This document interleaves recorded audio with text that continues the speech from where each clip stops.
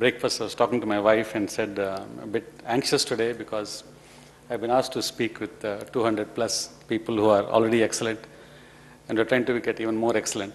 So she said, who invited you to talk about excellence? You know, my wife, who thinks she's my husband, she said, for 20 years, I've been asking you to put the coaster under a coffee cup and you don't do that.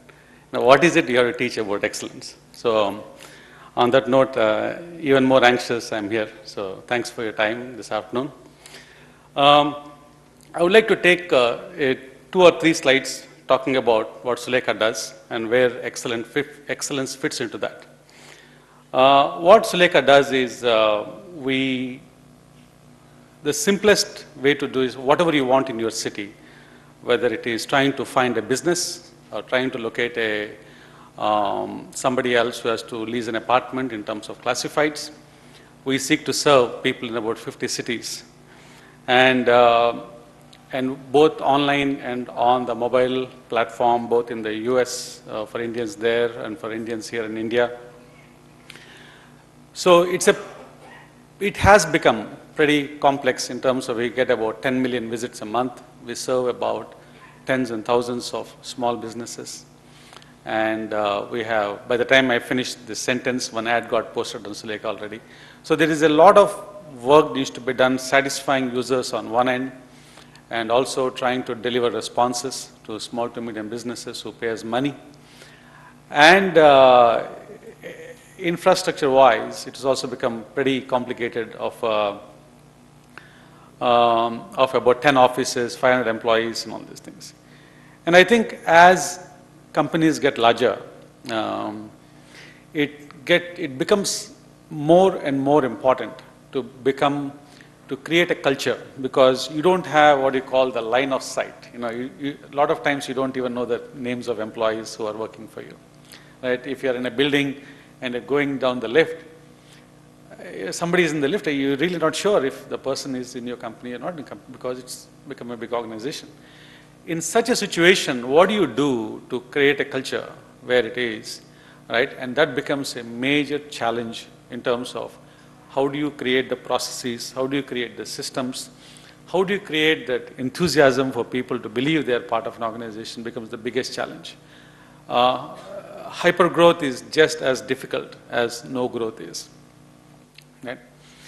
So this is the value proposition. Whatever you want in your city, you can get, whether it is related to home needs or office needs or car needs and so on. I'm going to show an ad, right, which I think symbolizes excellence, which is we needed to capture the value proposition of what Sulekha does in form of a TV ad. So the ad I'm going to show you is one of the 250 ads out of roughly 150,000 entries that got entered into the Cannes Ad Film Festival. And this was one of the 250 ads from around the world that won an award. And from India, it's one of the 12 that won an award. And it is an animation ad that shows that whatever you want, you can get it fulfilled to Sulekha. It was created by artists from a small village. Each panel, there are about 4,500 panels that were drawn, and they were drawn by artists, and those were converted into an animated ad, and that was what appealed to the audience.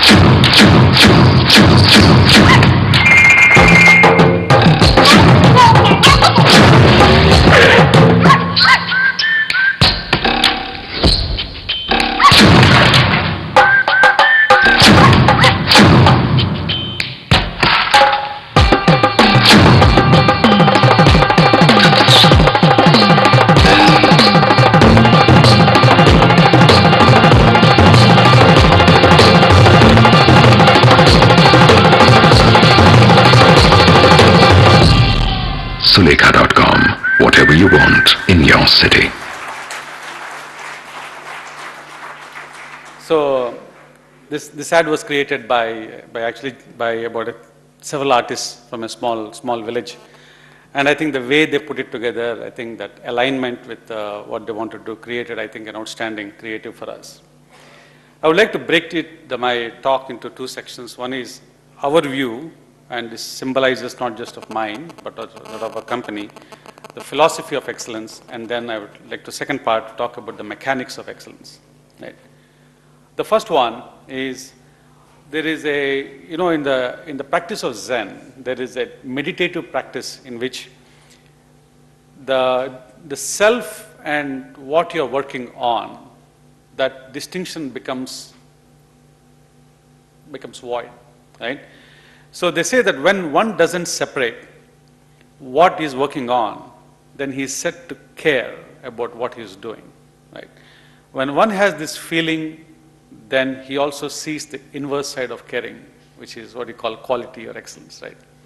It is you're working on something, you and the work, if there is no distinction, if you care enough about it, you become one. And in that oneness, you get both caring, you get quality, and you get excellence, to the point of you're always obsessing about how you can improve upon that.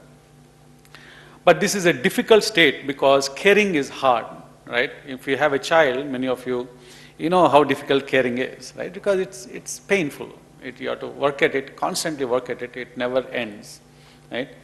But in general, as a rule, right, we find what we look for, right? And we achieve what we get ready for. It's a universal law that applies everywhere. If you really want something, you'll get it. And the world will conspire to help you achieve it, right? And, there's also going back to the things, you are what your deep driving desire is. As your desire, so is your thought. As your thought, so is your deed. As your deed, so is your destiny. So it's a process in the sense, if we aspire for excellence, I think, irrespective of what you're doing, what level and rank and station are in your life, you will achieve excellence.